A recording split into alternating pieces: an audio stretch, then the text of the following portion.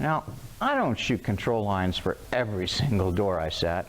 There's lots of times when I'm hanging just 1 or 2 doors on a remodel, and then I use a little short level like this. I don't like standing there with a level over the top of my head and a nail gun hanging off my belt, holding on to a jamb, trying to hold it level across the top and flush to the wall and try and get a nail through it at the same time. I mean, it's a waste of time. You just aren't going to really be able to achieve any of that easily. Instead, I do this the smart way. I level the floor first before I bring the jamb into the opening, so that the head is level as soon as I set the jamb in the opening. And the way to do that is just take a shim, put it underneath the level, and get that bubble vial centered right in the vial so that the level's dead on. Now, with this shim, you can measure the thickness of that shim. Whatever thickness it took to get that bubble right in the center of the vial is exactly the amount you need to cut off this side of the jamb leg in order to level the head. Or, if the finished floor isn't in yet, and you're just working off a rough floor, you could take the shim and just leave it in the opening and set the jamb right on top of it, and the head jamb would be level as soon as you set it in the opening. There's one more step we got to make. We got to prepare the opening, at least the width of the opening too. Most rough openings are framed 2 inches over the size of the door. That's the nominal size of the door, and a lot of them are framed 2 1/4 or 2.5 inches over. The framers like to do that just in case the walls are out of plumb. They're never really sure, you know. Just in case the walls are out of plumb, you'll have plenty of wiggle room in there to plumb up the jambs, but it's a pain in the neck to do it, especially if you're the kind of carpenter that takes a big stack of shims and sticks it against a trimmer and drives a nail through it. As soon as you put a nail through this big pile, they're going to split. And besides, once you put a nail through it, you can't adjust them. So this is just a waste of time. There's no precision to this. Instead, what we do is we cut plywood shims like these. These are made out of 1/4 inch plywood, but the important thing is they're all 3.5 by 3.5, so you can stick them onto the jack studs of the trimmers in any direction you want. And we cut them out of 1/4 inch, out of 1/8 inch, out of 3/8, 1/2 inch, 5/8, 3/4, every bit of plywood scrap we find on a job site. We throw them into a milk crate, and whenever we go to set pre-hung doors, we just grab that milk crate. That's like the most important tool we take. And the first thing we do when we come to a rough opening end is we bring it in. Sometimes I'll have a 1/4 inch shim up here and a 3/4 inch shim down there. Or I'll have 2/4 inch shims up here. It doesn't matter, whatever it takes to get it plumb. And while I'm getting it plumb, I'm also really careful to make sure that this new rough opening stays centered, especially if I'm working in a hallway. If you're working in a hallway, you want to make sure that after you put the casing on, you have an equal amount of wall reveal between the back of the casing and the adjoining walls on both sides of the doorway. So that's why you want to keep it centered. And while you're working in this new rough opening, because that's really what you're doing, you're creating a new rough opening, you want to make sure that that new rough opening is about 1/8 of an inch over the OD of the jamb. Most jambs measure about 1.5 inches. Actually, they're a little less than that because these days they're not even made out of 3/4 inch stock. But just figure about 1.5 inches, and that means that your opening should be about 1 5/8 over the size of your door. And that way, when you bring your jamb over, it'll just fit into that new rough opening with a little bit of wiggle room.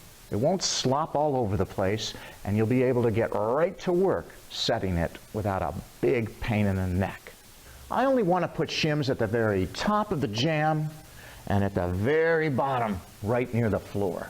Some carpenters put blue tape on their levels so they'll know exactly where the hinges are going to go.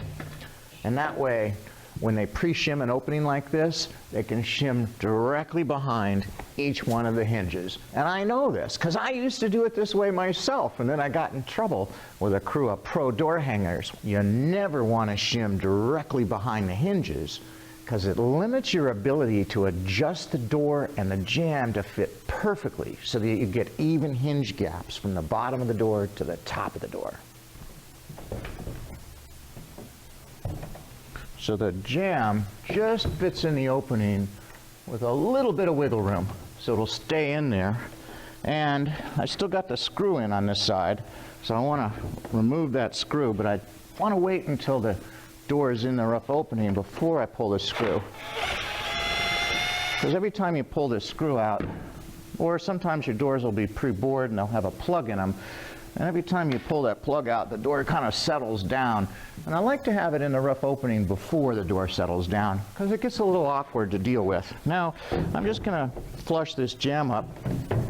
So now that this jamb's in here, all I need are 2 shims to pin the jamb in the opening so it'll stay where I want it.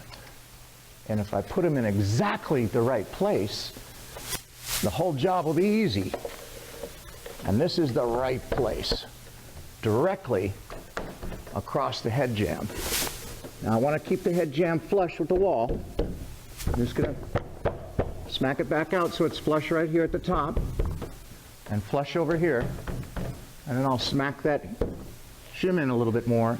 And the beauty of this is, if you put those shims in exactly the right place, directly across from the head jamb, you can pressurize this jamb and pin it right into that opening. Now I can swing this door open and it'll stay there.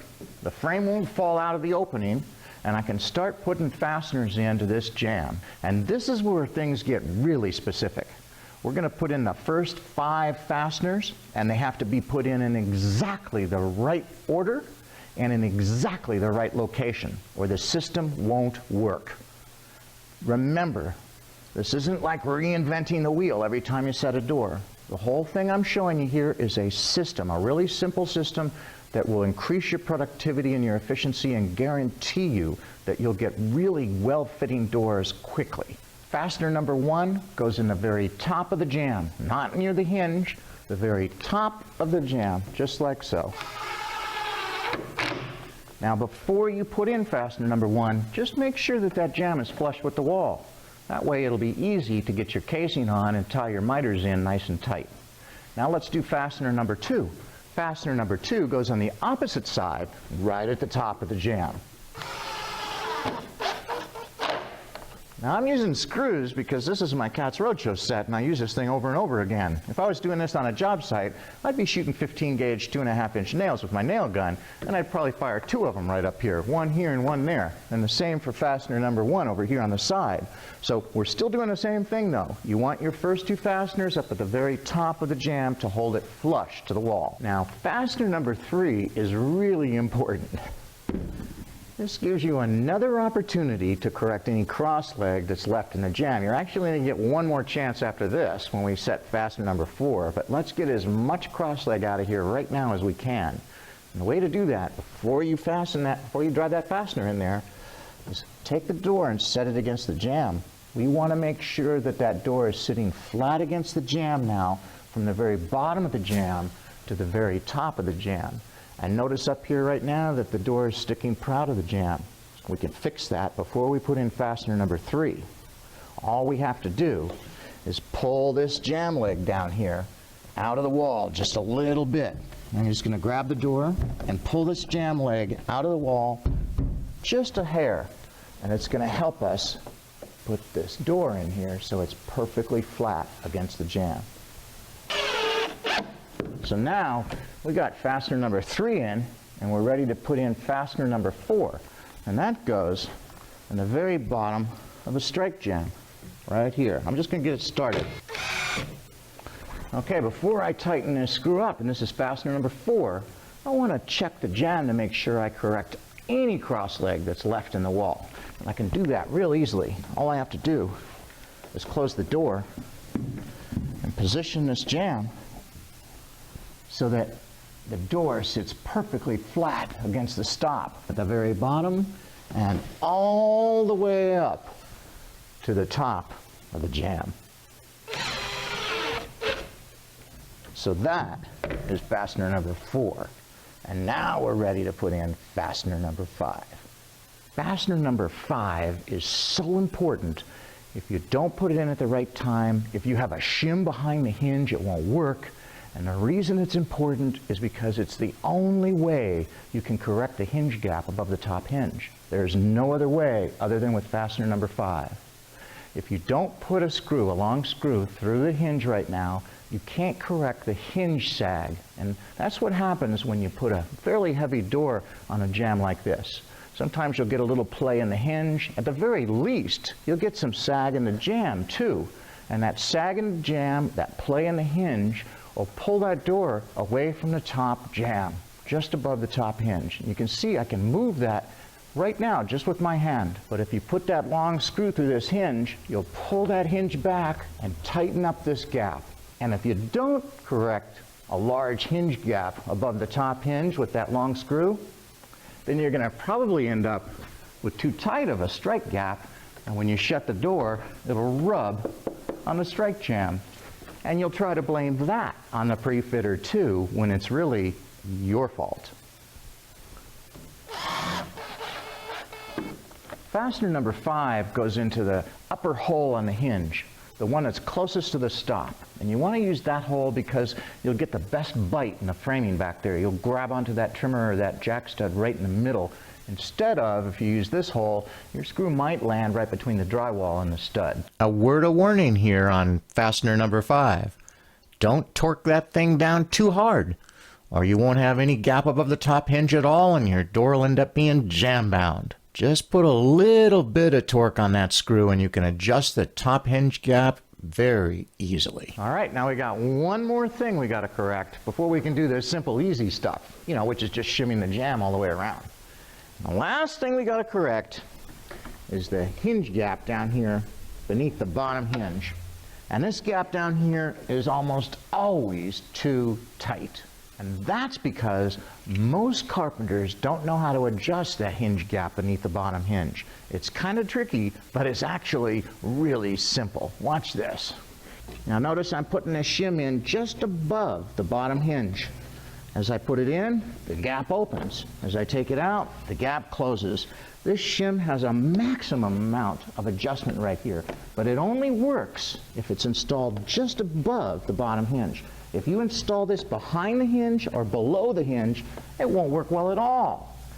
But remember, it won't work, period, unless you put fastener number 3 in way at the bottom of the jamb and secure the bottom of that jamb to the framing before you put this shim in. Now that I've got this shim in and we've adjusted this gap here, now I can do the easy part. All I have to do now is put shims in all the way around the jamb and clean up the gaps everywhere else. I'd start with the hinge side and shim this jamb off really good, and then I'd move over to the strike side and shim off the strike side too, especially around the lock set and the deadbolt. I shim those areas big time. So that wraps up this short little program on how to set a pre-hung door. If you want to learn more about setting pre-hung doors, whether it's an interior or an exterior, pick up a copy of my DVD, the Door Hangers DVD. I produced this a couple of years ago, and you'll also learn from this DVD how to scribe, butt, and bevel a new door in an old jamb.